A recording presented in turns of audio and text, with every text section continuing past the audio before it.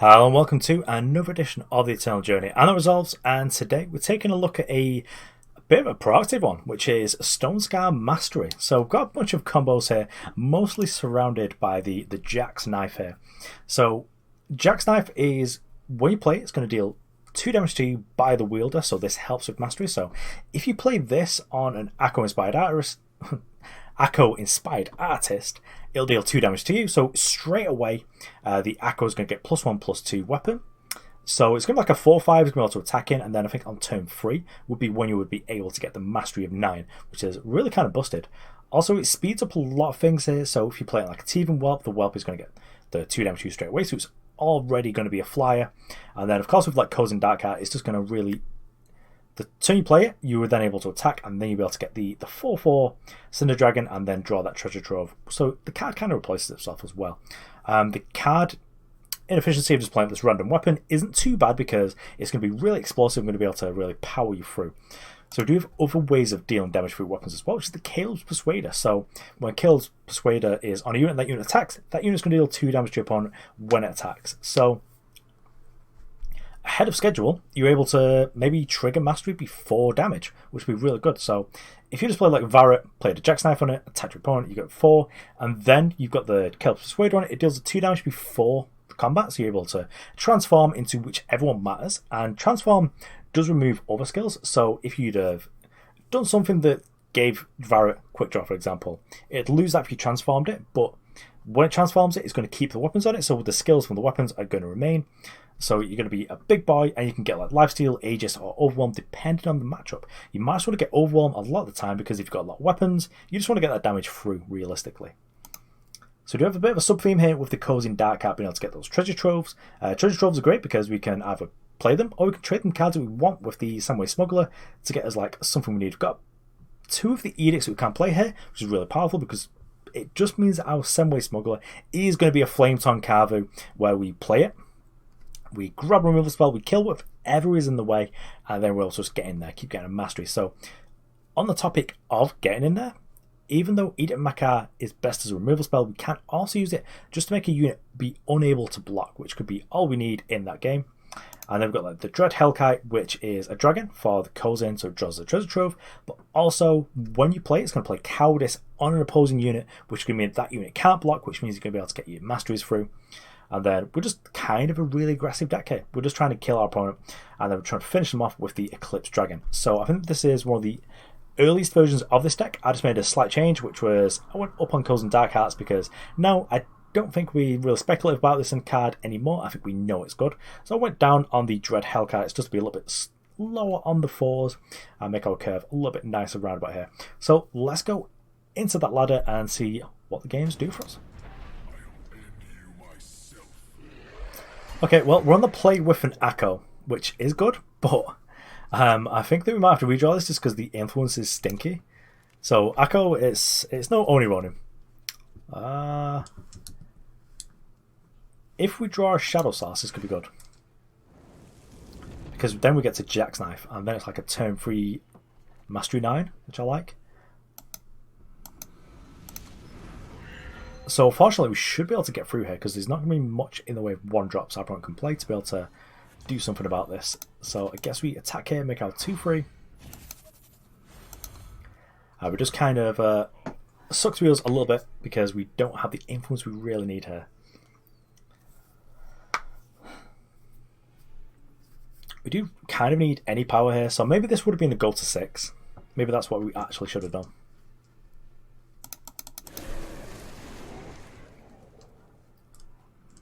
Yeah, put a little bit of a slow hand here. So over to 3, we need 6 more to go. But we do also need like any Shadow Source, just even depleted if that is what we need to do. That's fine because then at least we can interact with our opponent a little bit, either playing Voprex's choice or by playing a Jack's Knife. Okay, so our opponent's playing. Okay, so this is fine by us, I think. So I think we Voprex's choice here, which does turn on our opponent's. Oh, they're just going to devour. Yeah, that's fine. Yep, we attack. That's fine. Because I was going to devour anyway, so maybe we should have just come for the Jackknife, but I was a little bit spooked about that.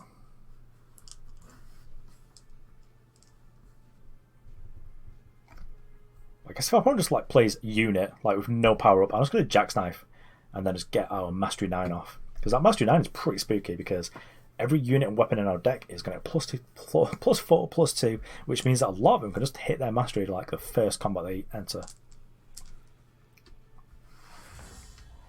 Okay, so our opponent could be playing Wasp here. I think that might be what they've got.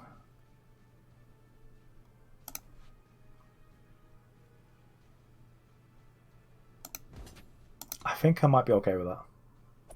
Yeah, it is Wasp. So I'm a little bit sad here that we didn't get through, I think, but yeah, kind of, it's in a case where it's just like, it is what it is. Here, we're just going to set up for the next turn where we're just going to Jackknife, and then we will just bosh our opponent for our free, and, you know, get our dragon in play. And then we're able to use the treasure trove straight away to hopefully be able to draw some power to be able to use these cremates at some point. So, if our opponent plays unit plus worthy cause, they are able to silence this, even if they're not able to kill it, because they do only have like 2 units in here. So silencing it is pretty bad for us because it stops us from being able to use the mastery free. So our opponent could make us respect the fact that they could have another Scorpion Wasp, but as we've already seen one, I'm kind of willing to accept that they've only got like 3 in the deck, so it's unlikely that they've just got like 2 just like hanging around. Yeah, so Genji's fine, Classmate's fine. So I guess we just do this instead. Just kill that while...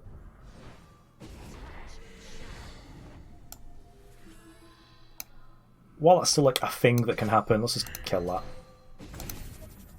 Take our opponent for free. Like 3/7 is really like versus system stats. Like, yeah, opponent can't block here, and we've got to have a real good defender next turn, as well as our 4/4 flyer.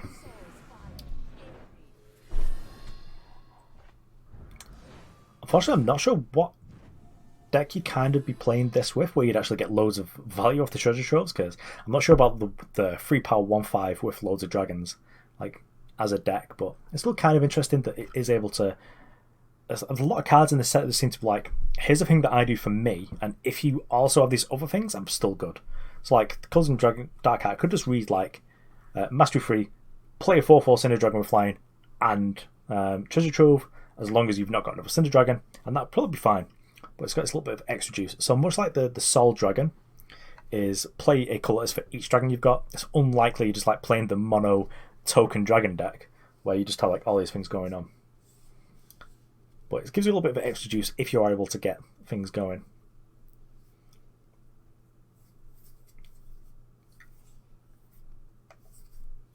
So I guess I wouldn't be opposed to just cremating that. I'm kind of glad that our opponent milled this, because it means we don't have to deal with it, because this just getting stuff back infinitely is a proper nuisance. Do we actually just trade here? I think we might, yeah, that's fine.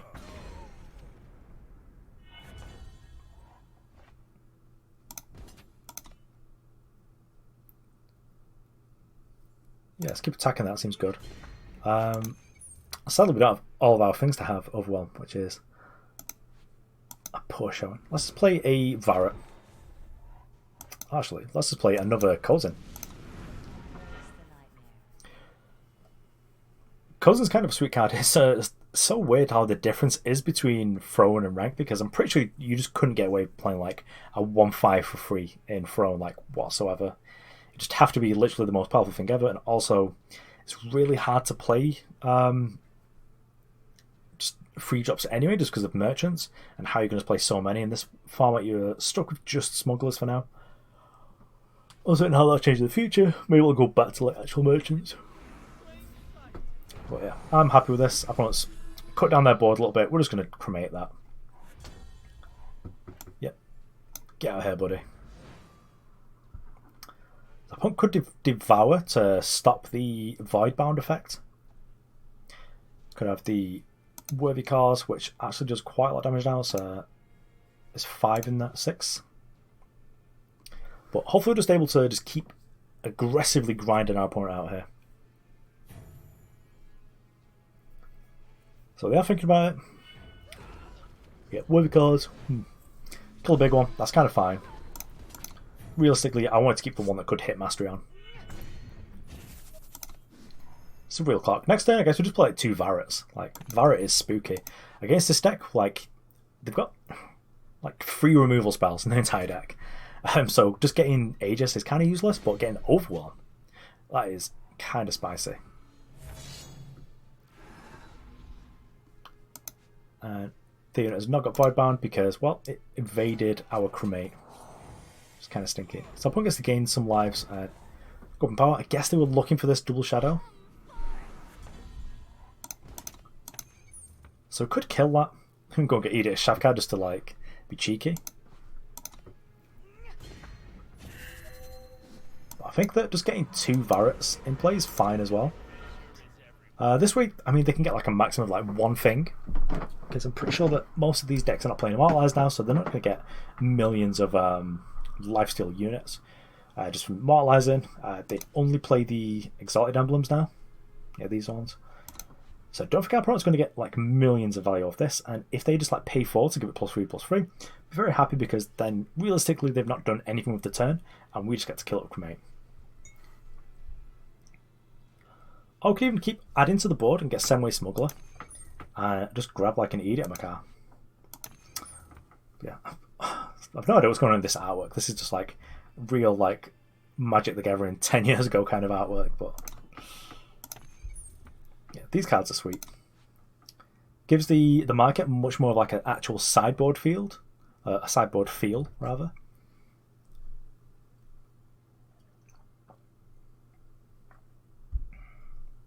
Also, an interesting thing with Varret, what I'm thinking about what to do, is that each of the different versions of Varret have got a different unit type. So we can't collect them now, but I think that the Stealthy is a rogue, and the Wise is like a mage or something.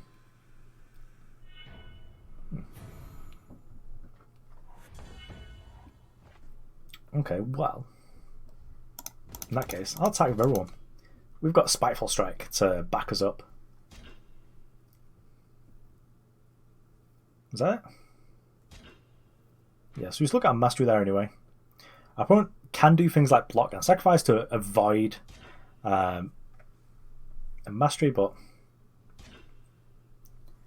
yeah, I think this is kind of fine. Let's just devouring. Who the devouring? Just that one, and who is that blocking? This one, that's fine. So let's just Spiteful Strike here. And then this is good for me. So let's kill this. Get to play a dragon. I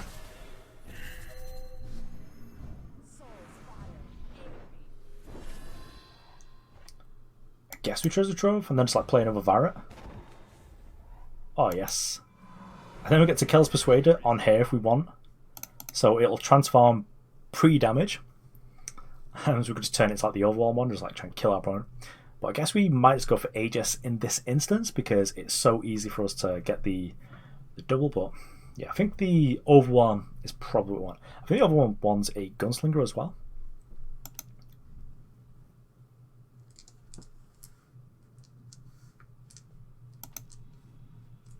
So getting that kills Persuader.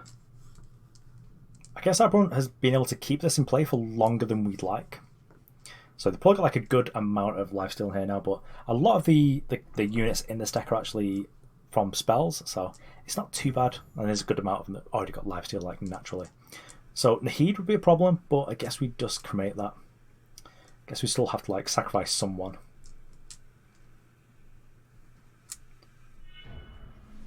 Yeah, so they're just activating this, which is fine. I'll just kill it next turn. Yep, Vara's Favor doing very little. Actually, just make it not block. Keep applying pressure. I kind of like that. Yeah. And we get to draw a Treasure Trove. Oh, yes.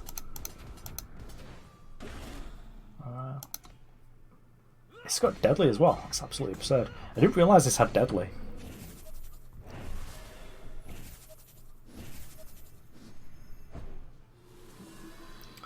So it could become Varret the Wise or Varret the Mighty. There we go.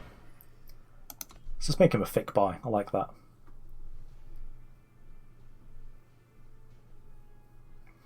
If our opponent just like naturally plays a lifesteal in the heat, that'll be a bit of a problem. But I don't think he'll be able to shoot us down anyway because we'll be able to. Yeah, we'll have to crack it first anyway.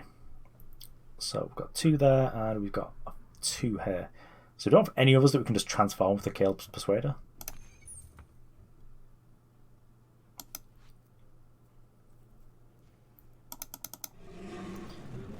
This deck is, yeah, it's definitely. Maybe it's just this set as well. This set is absolutely worth looking forward to. Yeah. So what we're getting, mate? Potentially the sight, I guess, but that doesn't seem great either. Let's get to gain like 2 lives off it. Unless I just like passing back and forth a unit here to give it lifesteal, that could be pretty. That could be a really good play. Protest Instinct, that's fine. What are we killing? Okay, so I guess we've got 8 in the air plus the Kaleb's Persuader. Yeah, okay.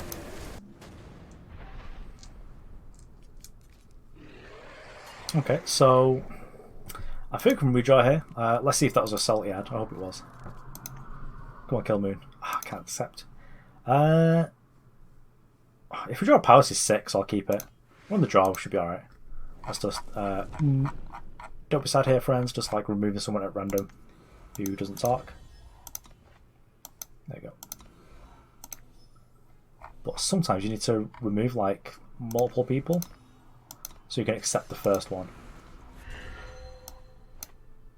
There we go. So I'll accept that friend request. Yeah, play our dragon. So we're both going to move the dragon off here. Our opponent's going to be a little bit faster. Actually, yeah, let's just trade.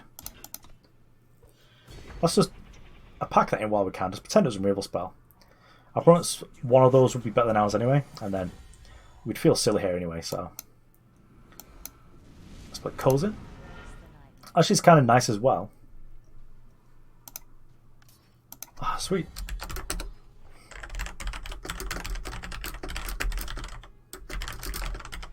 Whoops.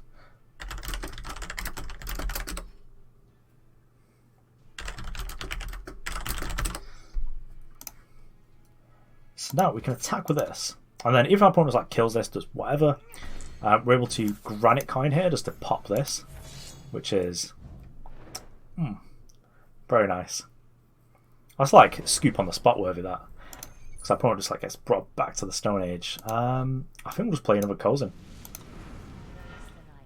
Cozin's just a really impressive card in this format. Just such a huge stats. Well, I hope that was a cheap dragon you got. Because you're at 2. Oh, it was as well, yeah. So I got like the 1 cost.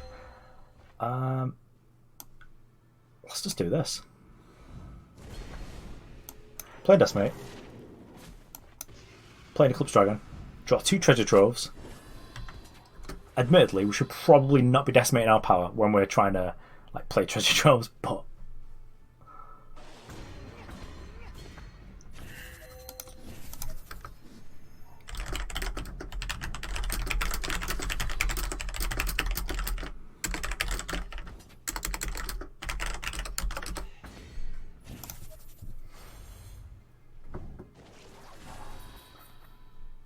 actually this Eclipse Dragon is actually kind of good here too. So what do we got here? We're at 2 and 1. We could actually get both of our dragons out at the same time. If our opponent doesn't interact here, I feel just like Spiteful Strike here. Oh, I've got interaction. Oh, wait, they've not.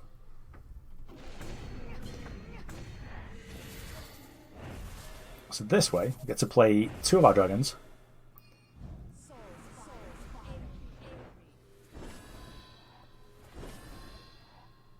And I think our opponent might be dead because we get to hold up like Cremate. Dragon Forge is fine. So if our opponent plays like a blocker that could do something, then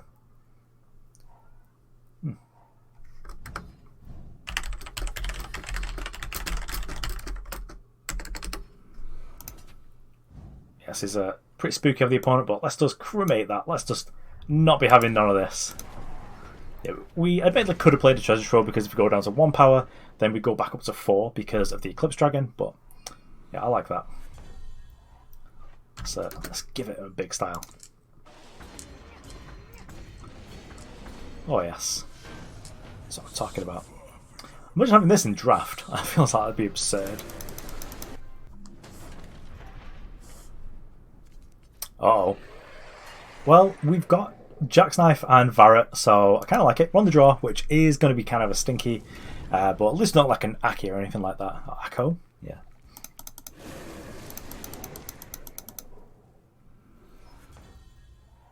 So let's play the City Chaos down. The intention is just to play Varret here and training right here.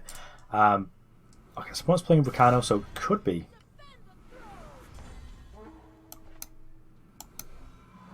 I feel pretty good about having a 2-3 against 2-2. But our opponent can play Pump Tricks because they're in the Volcano colours, so why would they not? But I feel like this turn they've just tapped out, so we should be able to do quite a lot here actually. So we can Jack's Knife on here, which gets us up to complete mastery this turn, and we'll be able to Vara's Favour this. Yeah, I like this a lot. So Vara's Favour. Play Jack's Knife. This deals 2 damage to us. Vara is going to attack in for the additional 4. And then I think we're just going to give Vara Aegis here. Because then we'll have a 6/6 Aegis who gets mastery again in like 2 turns. Lifesteal could be good as well. Old One could be 2. I don't think there's any really hard removal, but honestly, I'm not sure what's in the format, so I'm just going to get Aegis here. Could very well be a mistake, but I'd just rather be safe. I think that being safe in this instance is probably it's just a better spot to be in, I think. We can, if we want to, we can actually just kill these. Okay, so we need 12 to get +5/+5. So I don't think we're going to bother with that.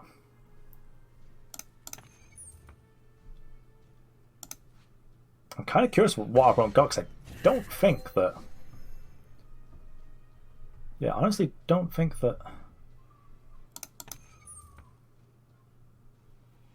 I don't think the Deep Forge Plate's in this format.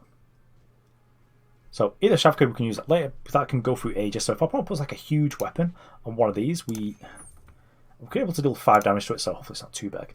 But I'm not too sure what to do. I think we perhaps just go for Cozin, because then we'll do this, just pop an Aegis. Because then if our opponent attacks for everything, just to get like the masteries on here, because they can't lose anything, we get 1 point. Okay, so that's not the best for us. We don't have like a hard removal spell, which is kind of bad. So I guess our opponent is just going to get to transform here. So which one are they going for? They're going for the... They're going for Aegis as well, which is probably wise. So we're at 6 here. If we attack him, we get to do our thing. So let's do this. I'll see if our opponent makes some sort of blocks here so that our Voprex's choice can be a little bit better. Okay, so did that. So let's make our dragon.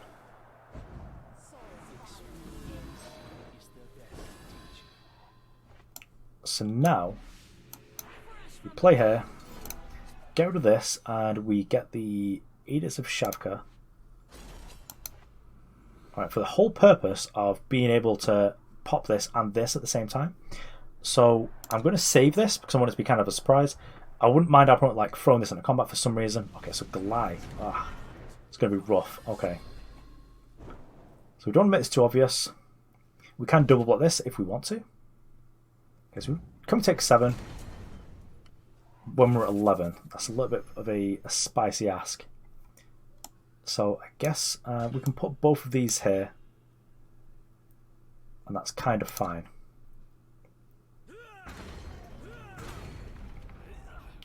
I mean, we're going to scar point anyway with our Exalted thing, but just to make sure. Oh, ticking Granite in. That's not what we wanted. But Lifesteal and Quick Draw is. Unfortunately, now our opponent is able to save the Varret otherwise because they drew a unit off this. So that's kind of stinky for us, really. So let's just kill this. So let's attack with these. Actually, just this will be fine. We'll Spiteful Strike it. This gains us 13. So we're in no danger of dying. And then we finally get to Voprex's choice to kill this. That was some hoops we had to go through just to be able to deal with this Varret.